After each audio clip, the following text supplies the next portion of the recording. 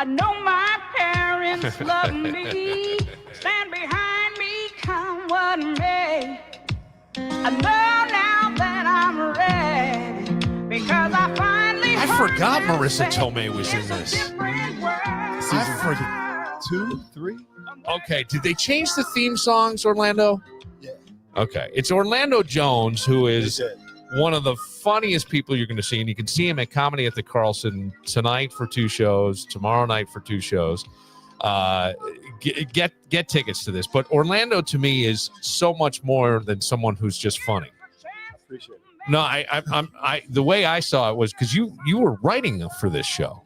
Yeah. Uh-huh. And I'd love to go back and just kind of get the trajectory of how all this happens, because didn't your dad, was he a player or what was he in Major League Baseball? Player. Your dad was a player for the Phillies organization. Yeah. with in the era of like a Tug McGraw. Yeah, 19 before I was born, so it'd probably be.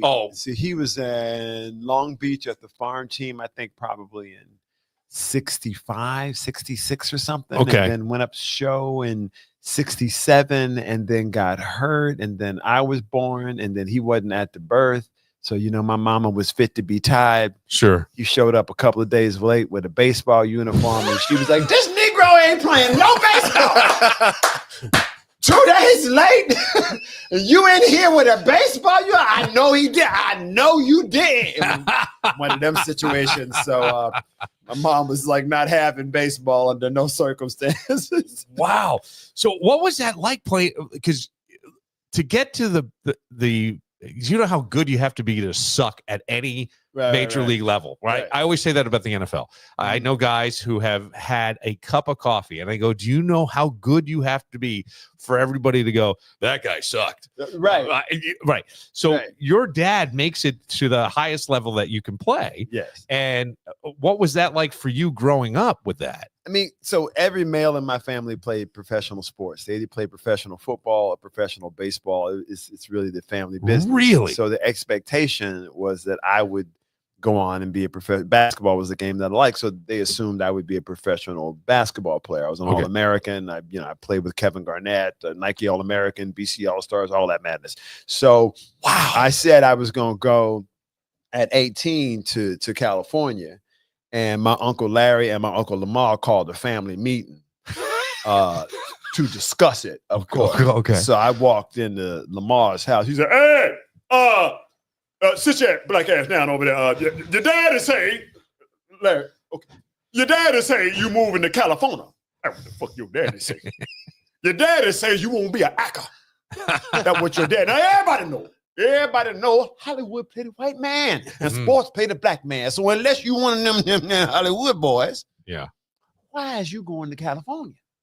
And I was like, I don't understand what the big deal is. And that's when Lamar said, it's a simple question. You won't know if you're diabetic. Do you have sugar in your tank? That's what he want to know. What, right? Are you gay? And really? That's the legitimate question you ask. Oh God, this is funny. I'm like, where's Unc?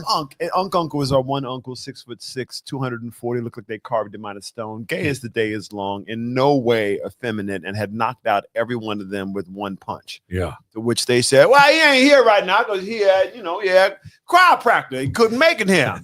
I said, what do you mean? He said choir practice. He's not a member of the church. Hey, I said it's a choir practice, what I said. He said, what he's saying is he had the chiropractor because he hurt his back the other day messing around. I said, it sounded a lot like he said choir practice to me. That's what it sounded a lot like. Ain't nobody say chiropractor. They said chiropractor because he hurt his back. You always making up some stuff. Oh, I got you Hollywood type. And I literally kind of ignored their shenanigans, and I moved out to Hollywood, and I got a writing job on A Different World. I flew out, I met the EP, and I got hired by Deborah All and Susan Fales, and I became a writer on Cosby's 1 hour block of television on NBC. That's amazing. But go back to basketball. You're playing at such a high level. Yeah. I have a son who's 14. Okay. Waking up today nervous. Finally got on the basketball team. Going to be in his first game tonight. Had to wear a collared shirt. We had to pick out the right fit for the day. All this stuff. but you're playing at a high level. You must have had interest from colleges and things. Oh yeah, sure. I got recruited by everybody. And you didn't. This was a greater pull for you. I'll to be honest with you, man. I was really leaning probably more towards sports, if I'm being really honest in some ways. And my debate teacher was this woman named Gladys Roberts. She's the only teacher I ever had that cursed. And she called a meeting with my dad because I had a basketball game and I was going to miss this debate tournament. And she called my dad and she said, John, I just want to have a conversation with you about Orlando. And this thing that you're doing where you're pushing him into sports is not where he excels. So I'd like you to cut the shit. She said this to your old man. I'd like you to cut the shit. Gladys Robertson, like fucking ballsy Irish white lady. I loved her. I love her. She said, I'd like you to cut the shit. I'd like you to bring him to this debate tournament. And my father was like, first of all, I ain't trying to push him no fucking where. And secondly, I'll bring him. And my father came and saw me perform. And he's like, kid, you're a gifted athlete. But at this over here, she's right. You're something else. So whichever direction you want to go, let's go. I won the national championship. Yale. You won the national championship at debating? In dramatic and humorous interpretation, performing the Butter Battle book by Dr. Seuss, which sadly I still know.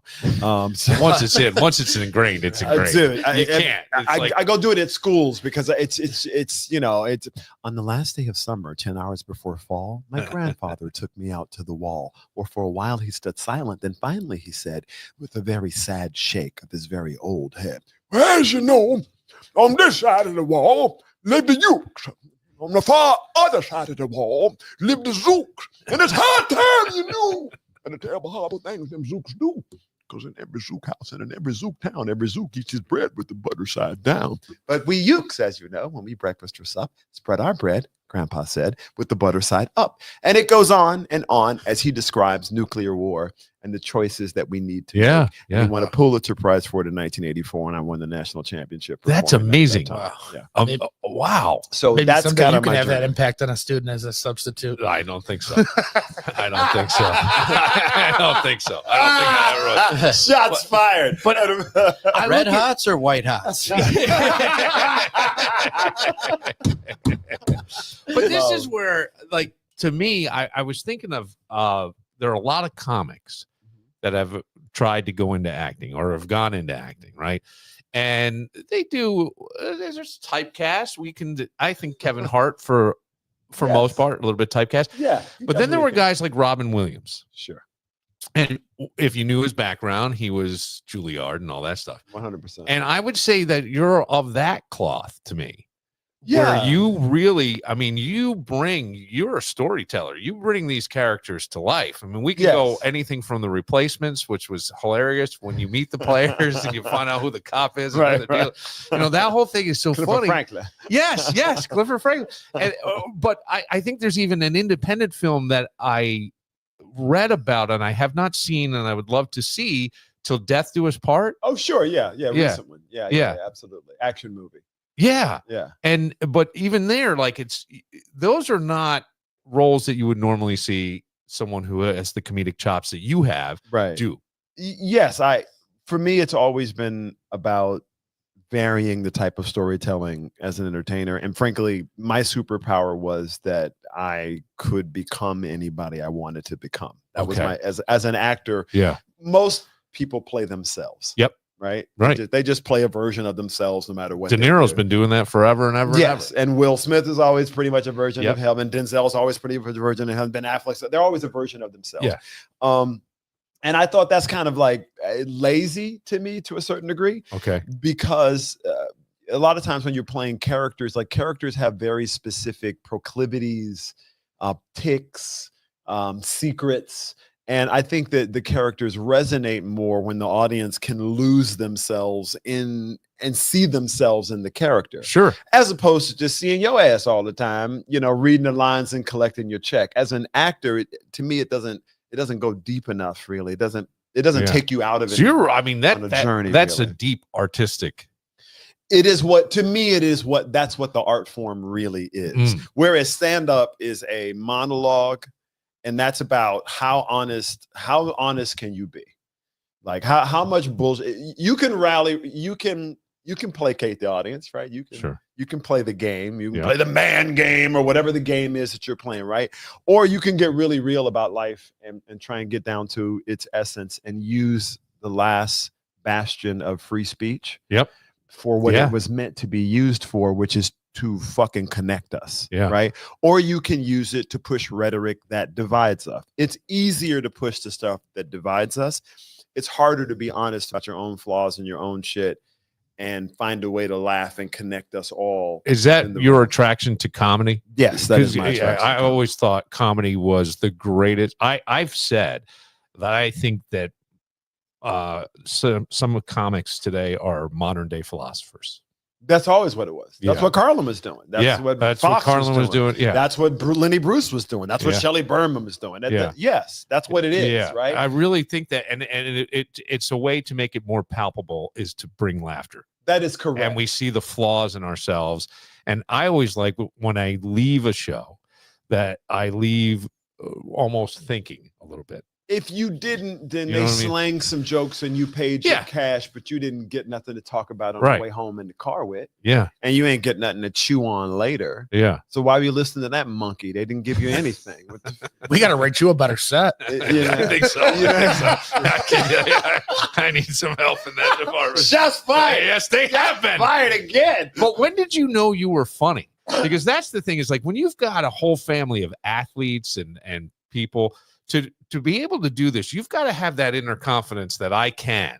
You know what I mean? And maybe the athletic side of your dad pushing himself and all your uncles and everybody Yeah. playing at the highest level, you're just like that's just the expectation. I Well, expect. yeah, I expect that of myself, but also I don't mind falling flat on my face. I don't need to be perfect. I'm Yeah. shit about that. And I think I mostly realized it because I was making my mom laugh, right? Yeah. Yeah. And my mom is not for the faint of heart. You know what I'm saying? Like, so, please, my mom is, please, you do not want to come up on the wrong side of that black lady. You got a myriad of problems that ain't even worth it. You know how many times I've seen her in the TJ Maxx doing a return and the wall says no exchanges, no refunds, no exceptions. She said, honey, that I mean, go and get the manager, please, and bring the manager over here so I can talk to them because I'm a good customer. I'm an extremely good customer, and I'm going to return this today. Well, ma'am, there ain't no sense in you talking. Did I tell you to go get the manager? Why are you still here? Why are you still here? You can't win. You can't win. So I joke that I speak fluent black woman. Yeah. And I have learned this, and it's not just true of black women. I think it's true of women. Women don't talk about what they say. No. They talk about what they don't say. Mm. It's the sounds they make. Uh-huh. Mm-hmm. That's 4 paragraphs. So fuck you, right there. Yeah. Right. That's all that is. Yeah, that is. And the more strange the sounds get, the more trouble you're. That's an essay right there. Right? That's an essay. You ever hear Cardi B? Yes. Yes. That's a book. That's a book. That's all that is. And she ain't picking the restaurant either. Son, all kinds. And if they leave work and they say the following, all right, y'all, have a good day. You too, Marilyn. the add-on of Maryland Maryland. getting cut. What does that mean? Fuck you, Maryland. Yeah. Skank asshole, Maryland. Got 6 different kids from 8 different motherfuckers, Maryland. Got your titties out at work every day, red lipstick on out and every day. Think I'm gonna train you to take my job, Maryland? Oh, fuck you, Maryland. Fuck you every day I leave this bitch, Maryland. Rendered as, okay, y'all, have a good day. You too, Maryland. That's all she said. It's what they do not say. Okay. Oh, God, that is so funny. So I grew That is up so funny. hearing the part that they didn't say. Sure. Because when they left the room and you're a little kid and you're with your mom, Yeah. she tells you all this shit. Motherfucker think he gonna talk to me. I know he didn't. And then you go, oh, okay, so that's what was really going on there. Yeah. And after a while, you come to realize once you speak, you speak the language, you know how to duck. I'm really good at ducking. Is your mom still alive? Your mom and dad? 100%. My parents are still married. They're Yeah. And so still they've together. seen your success. Yes, and I talk about my mom in stand up, much to her dismay. She can't stand it. Yeah. She hates it. I Okay. call her Scarlett O'Hara in blackface. 'Cause it's fucking true.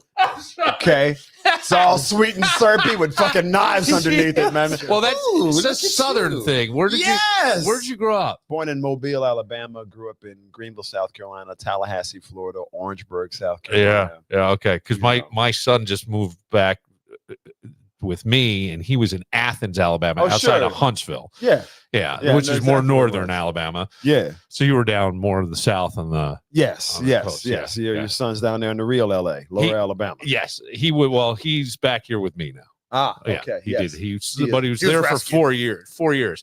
It was interesting. It's a different culture. It is a different culture. Yeah. I went to see him a couple times. My whole life has been New York State, Oh, wow. either here or down by the city, by Okay. New York City. I didn't know any of this stuff. No, it's easy for you to get confused. Yes, it is. You got to learn the difference between finna and fixing to. Mm-hmm. Now, if I say I'm fixing to whip your ass, I got plenty of stuff to fix before I get around to whipping your ass. So you's pretty much safe. But if I say I'm finna slap the shit out of you, you best duck right then because it's finna happen because that's what finna means. So it's so funny you say that. I just said my son uses fixin' and finna all the time. They're part of the language. Yeah, and he's been here since August, well, September really with me, Mhm. and was born here originally when his mom and I split. She went down because her brother was a West Point graduate when he left the Army, government job, Okay. Huntsville area. Ah, okay. Right, so they're doing a lot there. Yeah, It's they are. expanding big. I think one of the big things that happened down there was a Buc-ee's went in on the way to Huntsville, just outside Athens, and they had a pop-up concert with some country star. I think it was Nicole Kidman's husband. What's his Keith Urban. Yeah, Keith Urban did a pop-up at the Buc-ee's. By the way, on behalf of Keith Urban, I'm offended. Go ahead. Somewhere Keith Urban just went, what in the hell? He did What? I'm sorry. I apologize. I'm just messing with you. I like Keith Urban's music. I'm not as familiar with that I stuff. understand how you might have been more attractive to the Chess Puppies on, Yes. on Nicole Kidman and missed Keith Urban. And by the way, I mean, another one who's doing a ton of movies these days. Nicole Kidman's in like a shit ton of work. She is a beast. She Yeah. stays in it. I mean, ever since she was naked on stage in London, she Yep. has been with Tom Cruise back in the day. Mm-hmm. She has been with it. See, I know her as Q-Tip's girlfriend, so I'm trying to wrap my head around this whole. I'm like, you went from hip hop and Tribe Called Quest to country. This Australian girl travels. Yeah, she does. She does. Yeah. Yeah, and an equal opportunity employer. So God bless and all that. So, are you still writing your own stuff now? Yeah, of course. Yeah. Yeah. I mean, besides the stand-up is my thing. Yeah. I'm producing a bunch. I mean, I've always been writing, so that's always kind of been the job. You get thrown into it at different times. Sometimes you don't want to, but you do. Which is what happened on American Gods. Where, they asked me to write, and suddenly I had to write and produce the show. And I wasn't really planning on that, but I'm a Neil Gaiman fan, and I thought I understood the mythology well enough to do that, so I did it. So I write and produce a lot. Fix a lot of stuff, come in and play fixer or write something. I helped Nick Cannon launch Wildin' Out. You did. I love that show. I have loved that show for years. It was one of my absolute favorives. I love I did the first episode of it. I have Sling now, and it's doing. I don't get to watch a lot of TV these days. Yeah, of course. And we're all have a life. It's the golden age of television, though, is it not? It really in a way, is. like if you have a project, you have an idea. If you can get it moving, it was that era has now passed. Okay. But it was the golden age because they stopped making movies. Yeah. Hollywood really kind of moved away, and they started doing either cheap horror, romantic comedies with Jennifer Aniston. Hilarious. Right? Or they stopped making action comedies like the Rush Hours and 48 Hours and those type of movies, right? And they all turned into like, Marvel movies with comedy, right? And suddenly Iron Man is just hilarious, right? And you're like, what happened? So they kind of moved away from it, and all of those interesting writers moved to television because that's how you got your movie. You took your movie and you redeveloped it as a series, right? And then it started to go to pay TV and premium television, and that's how we wound up with where we are right now. Well, there seems to be just so. When I say golden age, so many opportunities now. I even see that Tubi has an original, Yes. right? And they were just sort of recycling shows. You could get all your TV shows for free, but now they have an original movie coming in. So all I'm saying is there seems to be more opportunity. Are we getting better stuff? I don't know. Well, you're not, and there is an opportunity, right? It's kind of it's two sides of the same coin. So I would put it to you like this, right? Tubi has made its money grabbing other content, right? Yep. And then making ad dollars off of it, Right. And what everybody came to realize was advertising business and television business are the same business. It's really television is the advertising business. Right. So if you don't have a way to collect advertising dollars, you're going to have a problem. So you saw Amazon add in an advertising tier. You see Netflix add in an advertising tier. Max, which I pay for. Correct. Now running ads. Okay. So that they all finally realized that it's always been the advertising business, right? So in the advertising business, there are things that a brand wants to be attached to and things a brand doesn't want to be attached to. So that means the riskier, more crazy content is always going to be lessened in the advertising model. Right. And in the non-advertising, I'm just getting my money paid from subscribers every week model. I can do House of Cards and kill a dog in the first episode. Right. But you ain't killing no dog in the first episode with any sponsor. No, you're not. attached to you. Right. And that's not happening. To me, that's the controller of free speech. That is correct. And that is why I say stand-up is the last bastion of free speech. And even here, it's limited because in the digital world, people can get offended by anything and take what you said in the moment out of context, put it out into the world, and suddenly a lynch mob is coming for you. And even with AI, you may not even said it. That's 100%. They can make you say it. That's right. And I tell people all the time, like, honestly, like, I don't give offense. It ain't like it's a gift I wrap up and handed it to you, okay? You take offense. You see, you don't include me in the decision-making process. You know, that's interesting because I will often say, and I've said on the podcast, there is no meaning to life other than the meaning you give it. There's no meaning to any moment other than the meaning you give it. I threw bitch in the air. You claimed it as your own. Yes. I wasn't talking to you, bitch. I was just talking. It wasn't directed at you, okay? Like swimming in the ocean. If you get bit by a shark, well, that's where the shark lives. Yes. That's why they make swimming pools. Right. Stay your ass. Yes. And I often think the same thing with that. You went into their house. Right. They got a pool right over here. They got Yes, nothing they in it. do. Go to the pool if you don't want to get bit by a shark. You came into a comedy club. You got into a conversation with someone who's trying to be provocative. Yes. Expect Yes. that they might say something that perks your ear and make you Has anything ever come back like that on you? Kidding, of course. It has, really. Just today. Just today. Tell them about the email when we was at the other show that I got. The woman was saying, hey, what is Orlando's show? Is there any profanity in his show? Yeah. I got an email asking about that. What? Yeah. Today. Yeah. This morning, I'm like, I answered very professionally. I said, he's not Fuck yes. overly profane, but there will be some words that are definitely considered rated R. Right. And, our shows are geared towards 21. The idea that you think about now, if you ask that same person who your favorite comedians are, they'll list off 7-10 people that did nothing but curse. Right. Exactly. Right. But by the same token, I need to be a special kind of clean because I don't want to, impugn her ears because she's never heard these words before. And it would be me soiling her integrity. Well, the problem is, or him. I don't know if that's some people don't understand that there's a thing called Google. Like no one ever went to on Friday night and said, "Hey, honey, let's go to a music show tonight." And then when you sit down, you go, "Gee, I hope it's jazz." You know what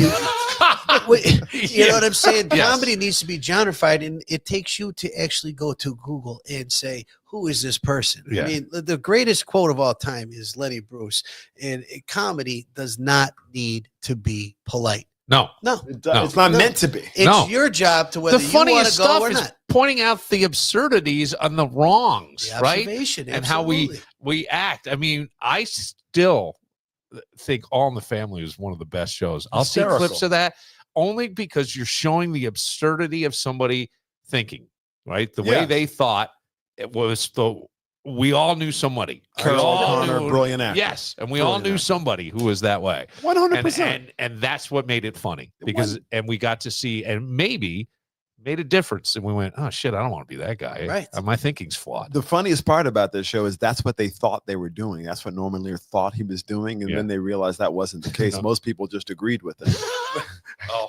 But that's unfortunate.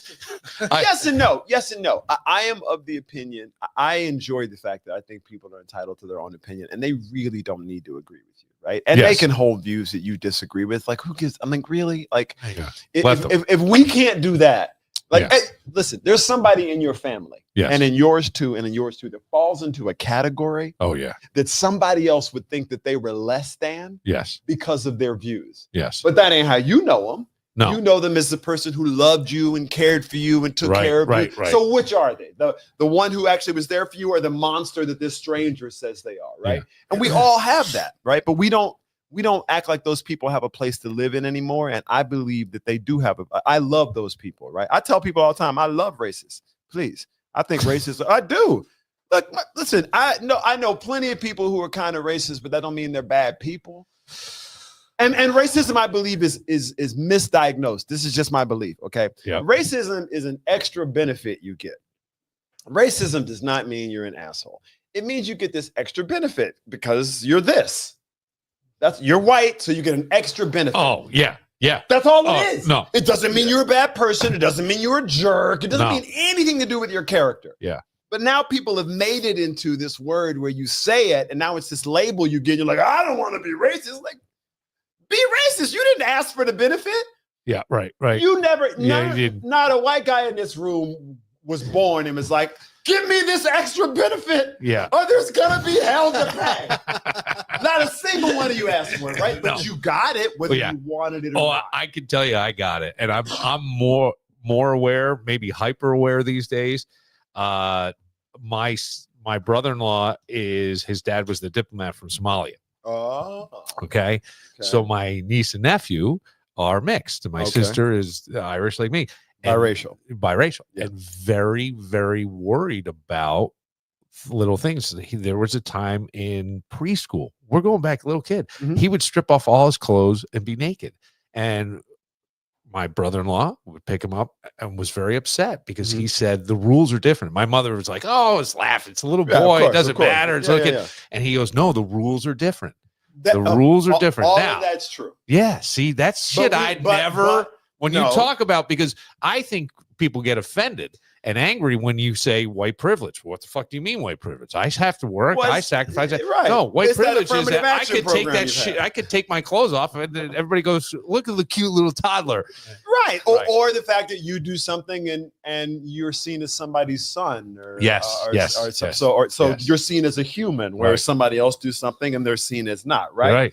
But again, that is shit but people don't see. It never gets talked about. Orlando, it never gets talked about. But the truth, we always want the conversation, but we never have it. Correct. But I think because we misdefined racism, so now white people think racism is this horrible thing that's getting thrust upon them when it's really just a privilege that you fucking have. Yeah. That you really had no say-so in getting or not getting. It got enshrined into the law, and that's what it is. So to me, if we saw it properly, it would be easier to see the other person as human and not the other person as this, right? That's amazing. I do exactly, because I'm thinking like I feel like I could walk in anywhere, Mark. I feel like I could walk into Oak Hill Country Club and fit in, and I could walk into wherever, of course, and never be questioned. Let's go to the 19th ward today and see how you pan out. Well, that's it, fucking.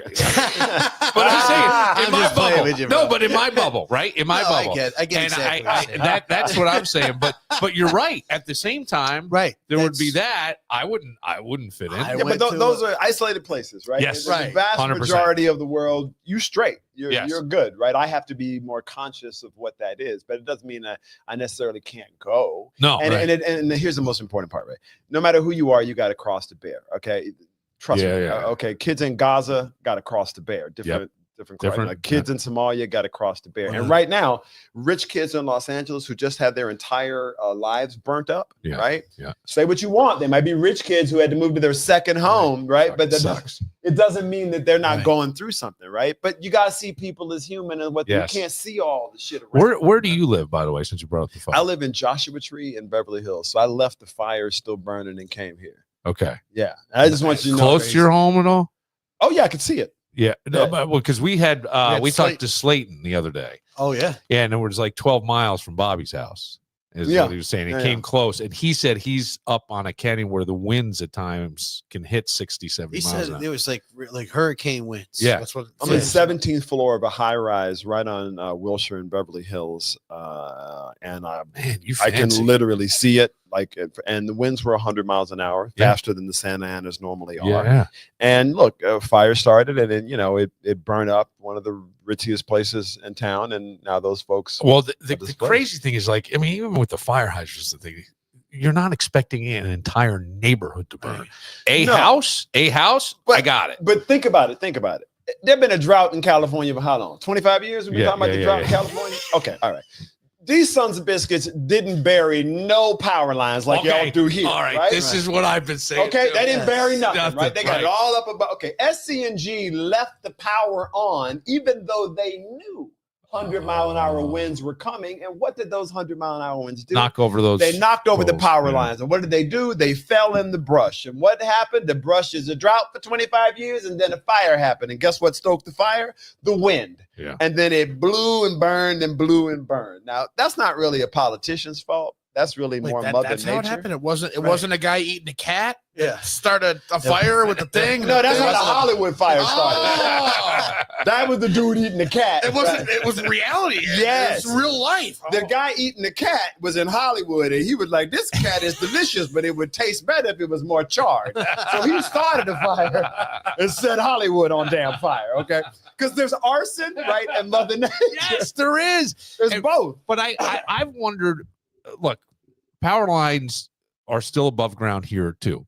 I lived in a neighborhood in Pittsford that had them above ground. Yeah, Webster is too. Yeah, and the newer ones, they start putting them underground. That's right. Is there too much rock in the Malibu area to bury those power lines? Because that's the stuff that, I mean, Malibu gets winds all the time. Look, the topography is what it is. You're talking about mountains going into ocean. The topography is really crazy in Southern California. And this stuff was built a long time ago. Like they're talking, when I first moved to California, dude, I saw houses hanging off the side of the mountains. And they were like, go on in and have a good time. And I was like, no, the hell I ain't. There's a 2x4 holding up there. What the hell is wrong with you? Half this house is hanging off the side. You know, we'll be fine. I'm like, how I know that? I don't know y'all like that. Uh-huh. And then the mudslides came and those houses slid. Yeah, they did. Yeah. Right. Yeah. So I wasn't altogether nuts. No. These things were built a long time ago. And you can't convince me, though built from better materials. No. That the building codes were as such that they were really thinking about the world as it is today. Exactly. Right? Yeah. So when I look at these areas that are, you know, they have some foliage. LA's the desert. Yeah, it is. A lot of the foliage they brought in, frankly, right? And going out into the ocean, you're going to get some. But, you know, it happened, right? But we've been watching. Look, remember when the floods happened in North Carolina? Yes. Remember that? Yes. And rednecks were telling me, I lost everything. We tried to find my truck is gone. Lost my dog. My wife. It's like a country song. Everyone. Okay. Nobody gave a shit. No, Nobody did give a shit. Right? You're absolutely right. So here I am now. These horrible people, many of which are friends of mine. You know, and Mel Gibson lost his house. Like, I'm devastated. I mean, it's just, I cry every day because I just don't give a shit. I know. Listen, I lost all of my stuff to black mold in 2014. That's the worst. And then I got hit by a hurricane in 2016. Lost everything again, and I got hit by again in 2018. Where was the hurricane? Wilmington, North Carolina. Oh, gotcha. So I got hit there. You gotta stop collecting shit. I didn't care when I lost my own shit because I realized it was just stuff. After the first time, I was like, I'm gonna have to get over this. You know what I mean? But so I didn't care when I lost my own stuff, so I don't feel bad about not caring about other people's stuff, especially when you got to move to your second home in the Four Seasons and sort it out for a year. Like, these are not regular people. These are not regular people. These are not regular people. But some of the neighborhoods were more regular people. Altadena, that traditionally black neighborhood, the folks who lost, there are about 6 or 7 fires. There are plenty of places where real people lost their stuff. Yeah. And I am not convinced that the government is going to step in and help them. I don't either. Needs that they need. Right? I agree with you. And I believe, and that's true even for the rich people. I don't believe they're going to get the assistance. I think that they want. It's going to be a pain in the ass to try to rebuild. Try to rebuild anything. Get a fucking permit for anything in LA. Anywhere but LA. Try it. Go ahead. Try to do anything in California, and it's going to cost you more. It's California. It's going to be interesting to see if then when they do rebuild, if they are smart enough to put them underground. So April Or just was here put 'em last right back up. weekend. Yeah. Her house was right smack dead in the middle of everything. Horrible. She showed me a picture. Every single building around her building completely destroyed. Her building did not burn down, but she says it's still inhabitable because just the area. You can't.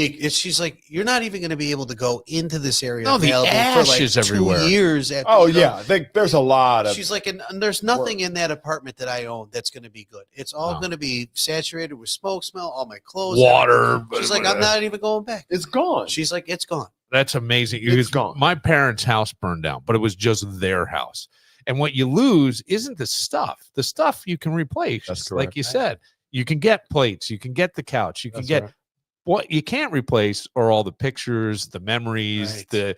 the macaroni chart. art. But since we went digital, Digital. that's all on a cloud, and That's you're true fine. now. So that's Yeah. not your issue That's a either. good point. To now. me, I look at it this way: the one thing in this world that is special for real, is you. Yeah. You're really the one of one. Yeah. Right. And taking care of that one of one, for me, is number one. They can make more of these and more of Yeah. these and more of those and more of these and more of those. They just manufacture more, right? Right. So they'll manufacture more and you'll move on with your life. But hopefully you got out with your life, which is the most important thing. And that's what I hope for them, is to be able to rebuild in a happier, space and Yeah. place, what have you. Man, But you as are one of the coolest motherfuckers I've ever Yes. talked to. Yes. I'm sorry. I I appreciate just that that. is Kind of you you. are one of the coolest. You're the Just best. you get life, man. I've been hanging with him all day. Yeah, Love He's it. pissed. yeah. No, man, just No, him, nonstop. not you, Oh, yeah, him. it probably is. You're right. It's definitely a downgrade for him. Goddamn, won't leave me alone. I disagree. But I gotta tell you, hanging with him, man, I've been booking him probably about, I don't know, maybe 20 years, maybe 15. I don't know, from the old club, and Yeah, he's from one of the the club. best hangs, best human beings. Yeah, Period. just That's Period. comedy for me, right? yeah. Comedy is when we get to do this, we get to share ideas, we get to see each other, we get to laugh, Yeah. right? Hopefully stay in touch, and then we have some kids, and then the kids feel some connection because we had a connection, and they help each other move through this shit box called life. That for me is it. I Yeah. don't know what else this bullshit's about. I don't either. I agree with you. If you're looking to agree. share, his dream is to write a Hallmark movie. If you want to share an idea with him for a Hallmark movie, that would be Really? great. No, Well, all you gotta do is make it Christmas, because ain't nothing Hallmark than Christmas. Christmas is always a Hallmark movie. I know all the stuff you've done. I mean, what a career, dude. When you look Fun. back, Mad TV, and you go on, no idea for Saturday Night Live sketch comedy. Where did that come from? Because I that's a different animal. I did it with Mad TV already. I felt like Yeah, I did yeah. it in the 90s. So I got that sketch comedy thing. I scratched that itch. Yeah. I'm probably I got 2 new non-scripted shows that I'm doing on networks, which are coming out this year: The Hot List and Takes on History. And then I have Family Business New Orleans, which is launching on BET and Netflix in January this month. And then I have a new movie coming out called Trouble Man with Michael Jai White and Lala Anthony, Mike Epps, Method Man, and what have you. And Okay. that's hitting theaters. So I tend to just look for try and find stuff that's more interesting, Yeah. and try and find a character that I haven't hopefully played yet Okay. already, something like that. And What about issues of writing the your search. own? I mean, as we said before we started, the barrier to entry is gone. You can do Yeah. a movie on your iPhone, so to speak. We True. saw these independents, right? It started in the 90s to a certain extent. With 70s. Blair Witch Project is what I'm thinking. But yeah, you're Yes. probably right. The 70s. well, But these kind of things and when you got a head like yours, man, you could write. I write a lot for other people. Yeah. It's a lot of my job. Beyonce's father, Matthew Knowles, and her previous manager, I write all of his stuff. I'm his writer. Really? Yeah, and I'm probably writing 6 or 7 shows and running 2 or 3 right now, just to sort of in the writing producing side of my Damn, world. dude. So yeah, for me, it's a lot of fun. I mean, there's just there's the acting world, and there's what you do there. And I've had a marketing branding company for since I was 18 years old. So Homeboys Productions was the original company. We then transitioned to a company called Legion of Creatives. We won the first virtual reality Emmy for working in VR and AR. Wow. And now my company I work with rebranded as Drive By has always been my company, Drive By Entertainment. Okay. So Drive By and PHM Media are the 2 that I work with the most. And we're developing a bunch of stuff. We've sold a bunch of stuff, and I'm writing and show running. What is a 3 or day in 4 your shows. life like? if you don't mind my asking? Like you get up early or up at 4:15 or so in the morning. In the morning, yeah. Get my daughters to school. Holy and shit! that jazz. Get the girls dropped off by 8:15. Yeah.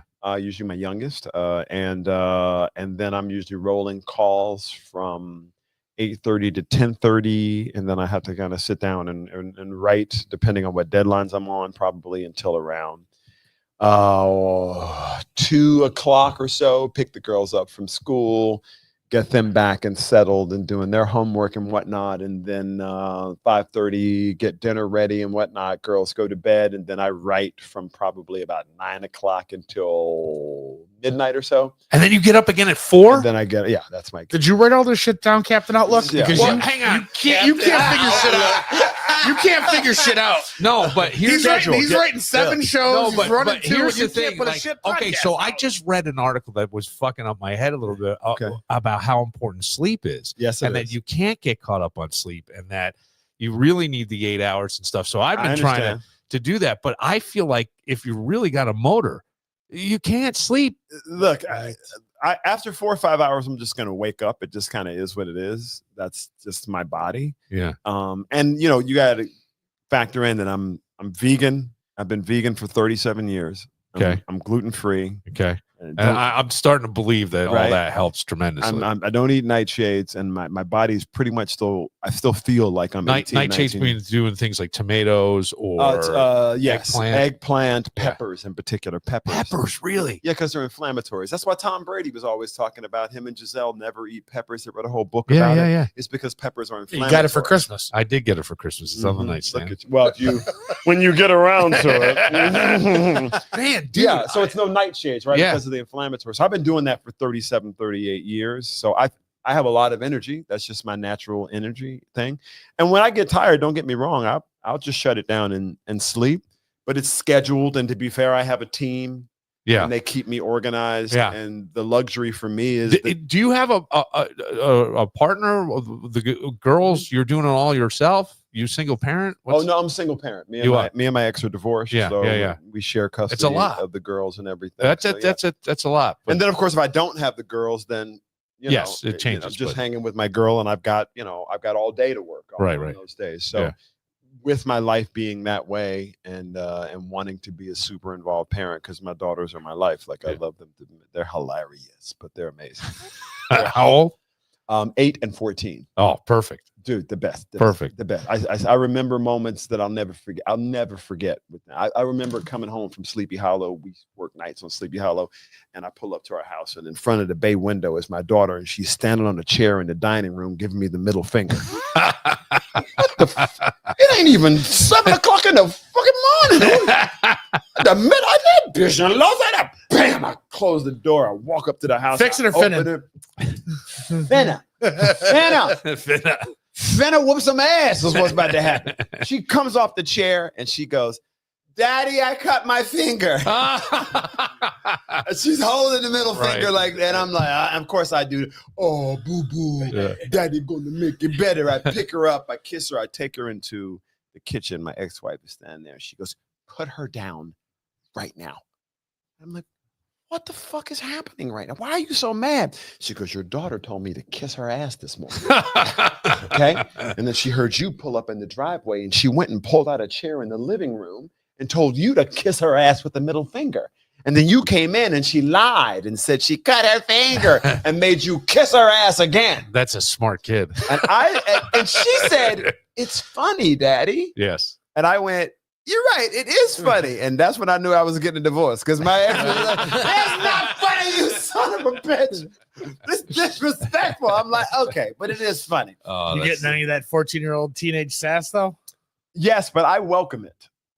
She's smart. You're supposed to say something smart back. Yeah. I don't want you to say something stupid back. Yeah. I mean, be respectful, but you can have a thought. I mean, I'm not mad at you for that. So. That's what I always think. Yeah, my kids and I get along really, really well. Yeah. You know what I mean? She knows what the rules are. I don't have to say nothing. I've become, as an older parent now, right? I have 2 older sons in their early 20s. But with my 14-year-old, I think of myself more as a matador. I see something I don't like you doing. I'm not going to yell. I'm not going to stop. I'm not going to tell you like my parents, you need your head examined. I'm going to wave a red thing and go, come on over here. Let's try this. Let's get over here. That's right. So you feel like you have some power and you're making some decisions. Let's just make them right. Yeah. But I don't need to yell at you. Look, they're little humans. Yes. And if you don't respect the fact that they're little humans, they're just going to tell you to screw off because they're little humans. So I just try and be like, look, I'm not here to, I made the same mistakes you made. So I'm not here to tell you I'm perfect. I'm here to tell you can keep that bullshit up and this is how it's going to end up. Hey, ain't got nothing to do with me, pump it. Right, exactly. Skin your knees if you want to. You know? Yes. That's what I say. I always say the same. That's a funny thing because I always say you need to skin your knee.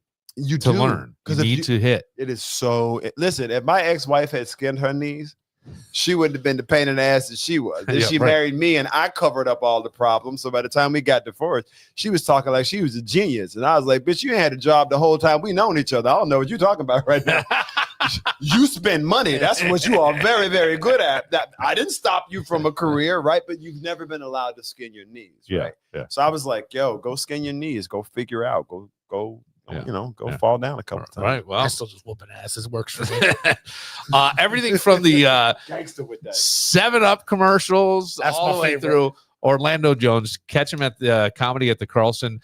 2 shows tonight, 2 shows tomorrow night. Yes, sir. And you can get tickets by calling. Nope. Go to carlsoncomedy.com. The phone is, come on.